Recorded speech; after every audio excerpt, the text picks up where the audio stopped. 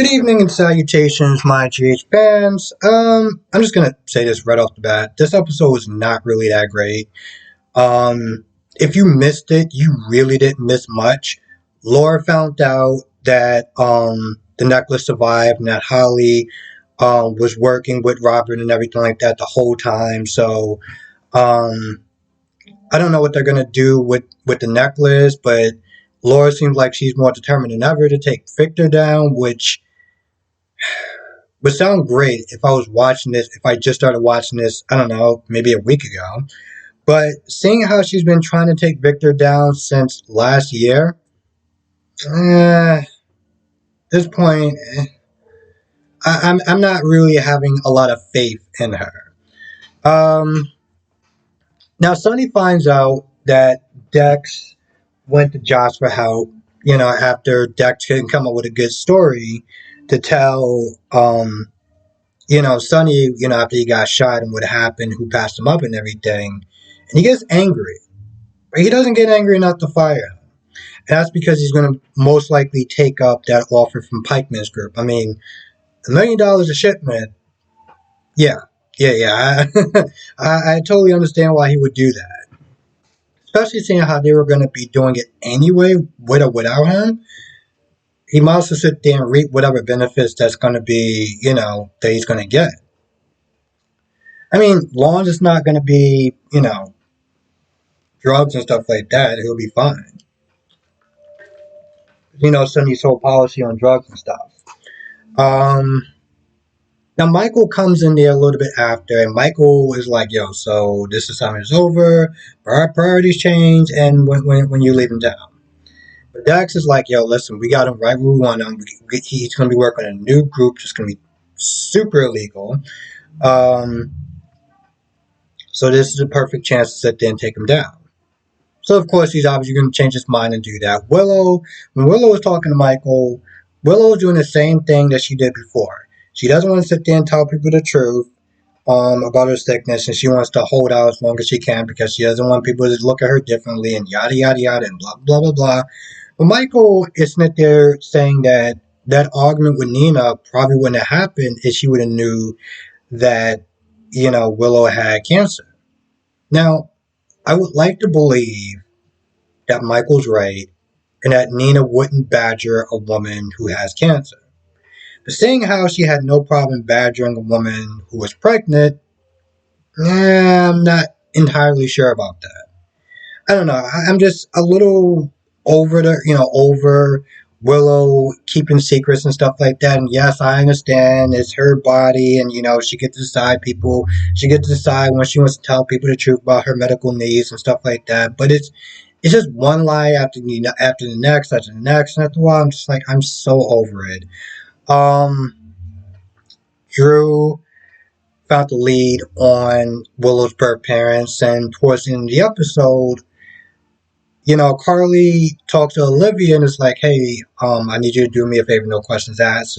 A woman's going to be coming to the hotel. I need you to let me know when she's going to sit there and check in.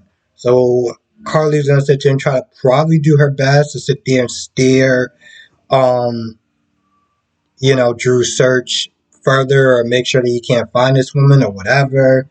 Which I'm just like, I mean, the thing is, as a viewer, we're looking at this and we're like, Carly, what are you doing? Like, she needs to know who her birth parents is so she can get this bone marrow transplant. But, from a story perspective, they want to sit there and try to spread it out as long as they can. Britt and Cody have a heart-to-heart talk. When Britt wants to sit there and throw a birthday party, a party and all parties. She wants to sit there and practically be her last hurrah because she doesn't know, what's going to happen from one day to the next or what's going to happen after her birthday. And seeing how she's already starting to have symptoms, she's like, I want this to be the party of all parties. But she also says after she has her party, she's going to leave Port Charles and she doesn't want people to sit there and look at her. She wants to spare people the pain that's probably, the heartbreak and everything like that that's going to come with her disease. But Austin I guess changes her mind because at first she's like, listen, you're taking the coward's way out and you're robbing people of the time that they can have with you by you just leaving and not letting them know. And he brings up his own experience with his father and, how he felt like robbed, he felt like he was robbed out of the time he had with his dad. So she's like, all right, fine. She also tells Cody to kick rocks. Cody's feeling like crap. And his day is already getting worse because first, Britt tells him to kick rocks. And then he finds out from Mac that the necklace that he was supposed to get burnt up in the fire, and now he doesn't even get any money from that. But they seem like they had a good chat, and Felicia comes over there. It's like, Mac, it's time to go. Now, Felicia did something that kind of annoyed me when, and they finished talking or whatever. Felicia, like, tapped Cody on the back or whatever, like, like it's going to be okay. And I'm like, why are you touching him for? A couple weeks ago, she was sitting there giving this dude hella attitude. When the test showed that they weren't related, even though that they are related. Cody read the test and was like, they're not father and son. I mean, she gave him hell of attitude talking about, but it sounded like he didn't want to be a part of his family in the first place. So, you can leave. Like, the way she gave him attitude was like, are you kidding? First of all, that was total BS. Second of all, don't touch this man now. You were giving him attitude before. Let's keep that same energy. Now, Valentine finds out that Lucy is still alive, and Holly only shot her. It was Holly, and Holly shot Lucy with rubber bullets and stuff like that because they started talking about Ethan. Now, Valentine's like, Anna needs to know the information, but the thing is, why? What is that really going to change? I feel like it's going to be more of a detriment for Valentine to sit there and try to look for Anna, seeing how everybody else is looking for her. She's trying to, she's trying to clear her name. I don't know how she's going to clear her name without Holly being there to do whatever, but okay.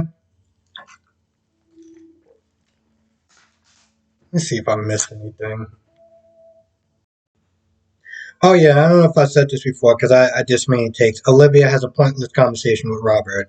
I say it's a pointless conversation because it didn't go anywhere. It didn't move the storyline anywhere. And I don't know. I feel bad for people who actually like Olivia because she had some good storylines back in the day. And I think the last storyline she had that was good was the storyline with her and Robert, trying to look for Holly the first time. Ever since then, she's just been there to be there.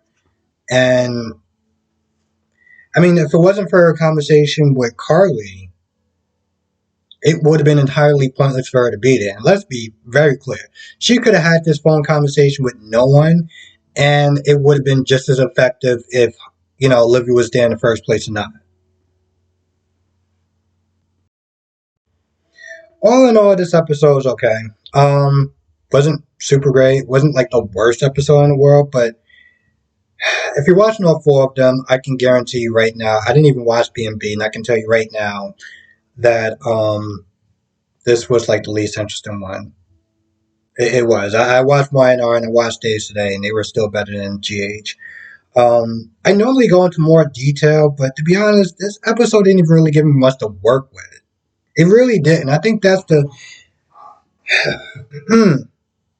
one of many problems that I had with this episode. I didn't really get much to work with. I mean, yeah, you lectured Dex about, not having Jocelyn involved, but you didn't really like, all right, cool, I gotta work for somebody else. It's like, no. And the same thing with Michael. I mean, Michael did sit there and try to fire him, but the minute he found out that Sonny was doing more illegal activities and that this was a good chance to bust him, I guess that whole pink slip thing went out the window. I feel like that's about it. I can't really think of anything else that I missed. With that being said, I'm going to go. I want to thank you for watching. Be safe. And I'll see you in the next video.